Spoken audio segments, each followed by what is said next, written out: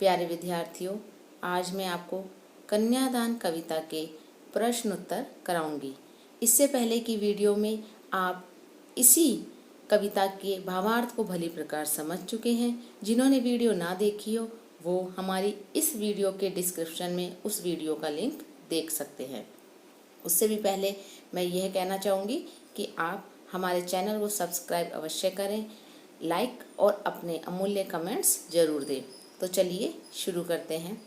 पहला प्रश्न है, आपके विचार से माँ ने ऐसा क्यों कहा कि लड़की होना पर लड़की जैसी मत दिखाई देना। जैसा कि मैंने भावार्थ में भी समझाया था कि यहाँ पर बेटी को माँ कहती है कि बेटा लड़की होना, क्योंकि जो लड़कियों का मूल स्वभाव होता है उसे नहीं छोड़ना है, वो तो बनाए रखना है।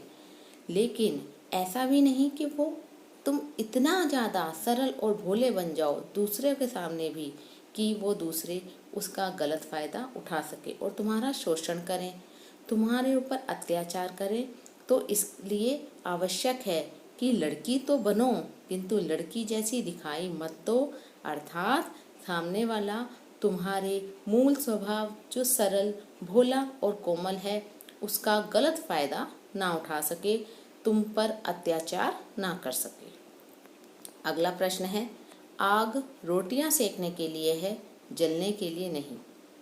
इस पंक्ति को से दो प्रश्न उत्पन्न होते हैं। पहला है, इन पंक्तियों में समाज में स्त्री की किस स्थिति की ओर संकेत किया गया है। इस पंक्तियों से समाज में स्त्री की उस स्थिति की ओर संकेत किया गया जिसमें कि हम ये मानते हैं कि स्त्री ससुराल में शादी करके जब जाती है तो घर गृहस्थी संभालती है, पूरे परिवार के लिए भोजन भी पकाती है और इसी कारण हमारे भारतीय समाज में उसको अन्नपूर्णा का दर्जा दिया जाता है। अगला प्रश्न है, माँ ने बेटी को सचेत करना जरूरी क्यों समझा। माँ सचेत क्यों करती है। सचेत अर्थात सावधान। माँ अपनी बेटी को सचेत इसलिए करती है कि वो ये सब कुछ पहले झेल चुकी होती है। वो एक तरह से अपने अनुभव बांटती है अपनी बेटी के साथ और इसीलिए कहती है कि सभी लड़कियां विवाह के समय अपने आने वाले अच्छे जीवन के सपने देखती हैं, आशाएं जगाती हैं, लेकिन कई बार वो सपने झूठे हो जाते हैं। तो इसलिए वो सचेत करती है, सावधान करती है कि कहीं ऐसा ना हो कि तुम जो सपने देख रही हो वो पूरे हों या ना हों। अगर नहीं होंगे तो तुम्हें अत्यंत दुख होगा, किंतु तुम उसके लिए पहले से तैयार तो होगी, क्योंकि अगर कन्या भोली है और उसे इन सब बातों का एहसास तक नहीं है तो वह इन सब से बचने का कोई उपाय ही सोच नहीं पाती है। अगला प्रश्न है, पाठिका थी वह धुंधले प्रकाश की, कुछ तुकों और कुछ लयबद्ध पंक्तियों की। इन पंक्तियों को पढ़कर लड़की की जो छवि सामने आ रही है, इन पंक्तियों को पढ़कर लड़की की वह छवि हमारे सामने आ रही है कि जो लड़की है वह पाठिका है, पढ़ने वाली है। धुंधले प्रकाश की, प्रकाश अर्थात सुख का आगमन। यहाँ पर यह माना गया है कि जो लड़की है वो काल्पनिक सुखों में मग्न है। वह सोच रही है वह विवाह करके ससुराल जाएगी तो वहाँ उसके पति उसके नखरे उठाएंगे, उस पर प्रेम वर्षा करेंगे, सास ससुर सभी जो बंधु बांधव हैं उसे पलकों पर बिठा लेंगे, उसके नखरे सहेंगे, केवल उसकी प्रशंसा करेंगे, उसके लिए हमेशा सब कुछ सुखमय ही होगा। किंतु कई बार ऐसा नहीं होता। किंतु कई बार ऐसा होता है कि उस लड़की को अपमान का घूंट पीना पड़ता है, दब कर रहना पड़ता है। तो यहाँ पर यही स्पष्ट हो रहा है कि ये जो लड़की है वह काल्पनिक सुखों में मग्न है। अगला प्रश्न है, माँ को अपनी बेटी अंतिम पूंजी क्यों लग रही थी। माँ को अपनी बेटी अंतिम पूंजी इसलिए लग रही थी क्योंकि जो माँ और बेटी का रिश्ता होता है वो अत्यंत गहरा होता है। वह अपने सुख दुख सब कुछ साझा करती हैं, बांटती हैं, एक दूसरे को बताती हैं।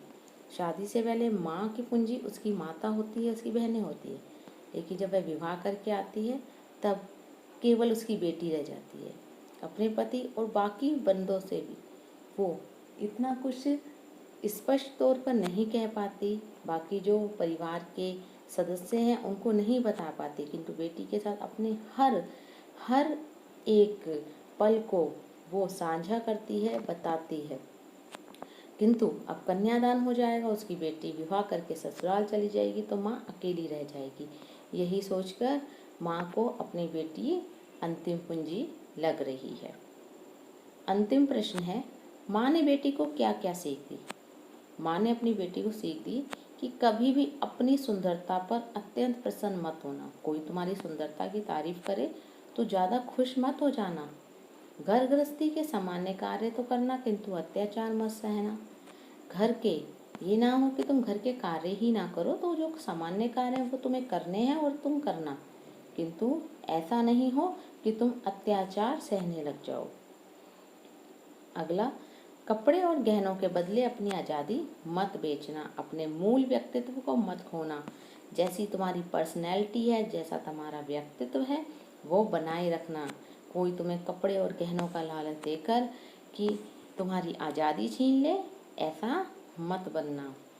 अगला, अपनी सरलता और भोलेपन को समाप्त मत होने देना, किंतु इसे कभी किसी के सामने प्रकट भी मत करना इस तरह से कि लोग उसका गलत फ़ायदा उठाएं। सरलता और भोलापन इंसान के मूल स्वरूप में होता है, तो उसको कभी भी समाप्त नहीं होने देना चाहिए। लेकिन कई बार दूसरे लोग उसका गलत फ़ायदा उठा लेते हैं, तो उनसे भी बचकर रहना चाहिए। इसलिए कहा जाता है, चालाक उतना बनना चाहिए जितने में कि सामने वाला हमारा अहित ना कर सके। जहाँ पर हम दूसरों का अहित करने लग जाए, वो चालाकी अच्छी नहीं होती। इसी के साथ मैं यहाँ पर विराम दूंगी। धन्यवाद।